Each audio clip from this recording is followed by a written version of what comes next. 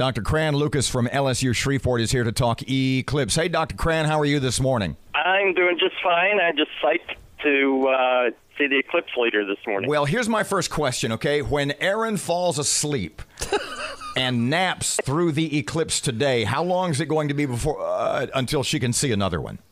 Well, fortunately, the next eclipse is going to be in April of 2024. Oh, I'll be here before you know it. Oh, okay. And the path of totality is going to cut through Arkansas and East Texas.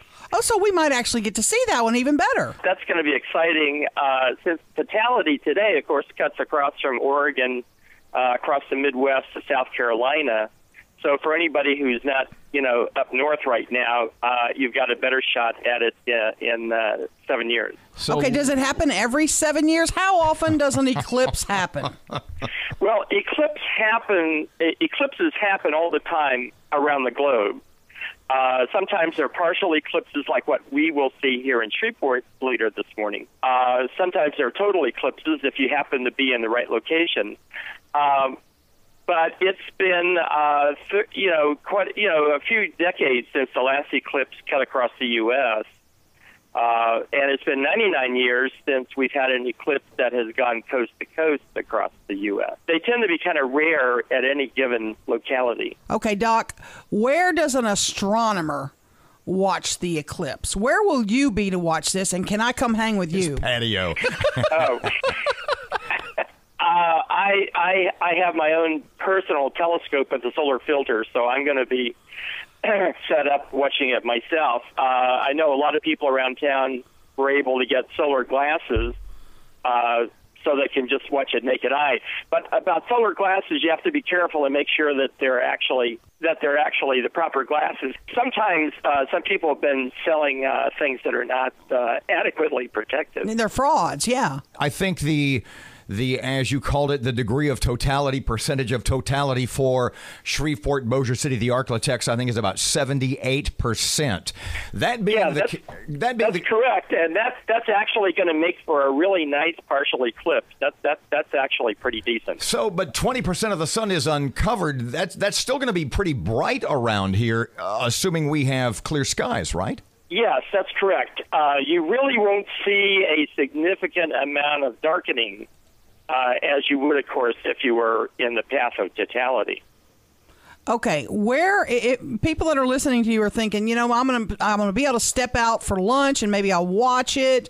Where is it going to be a good spot? I mean, do I need to go out into the country? Do I need to drive up to Blanchard? What's the deal? She's been thinking the higher the better. She goes, what if I get on the roof at Horseshoe? I said, that'll be awesome, yeah. No, you don't have to do any of that. Just walk outside your front door with your solar glasses if you got them and look at the sun. And here's the thing.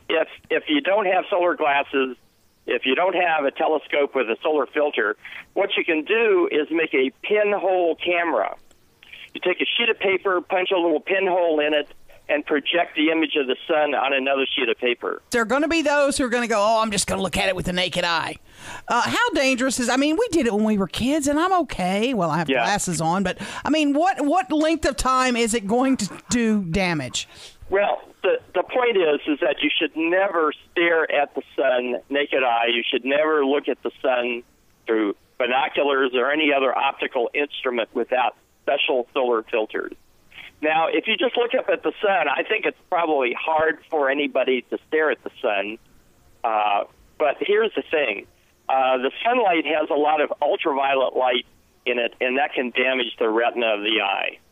So it's not really good to try to stare at the sun, and you're not really going to see anything anyway because it's too bright. For scientists like you or literally men and women who have dedicated their lives to the study of the sun and astronomy, what is it about an eclipse that we can find out that we cannot find out any other time? There are several things here. Eclipses culturally are just spectacular to look at.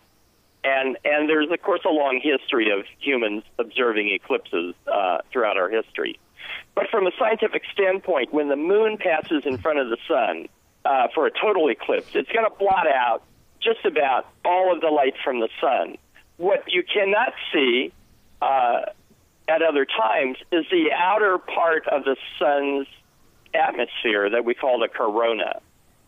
And so what we really want to do during a total eclipse is to photograph the corona and study its chemical makeup. We want to study its temperature. We want to study its structure. And that helps to tell us more about how the sun functions as a star. To get up from my nap, when do I need to go outside? The point of maximum coverage for Shreveport, that's about 78%. It's going to be about 115. And then the last contact between the moon and the sun is going to be about 245.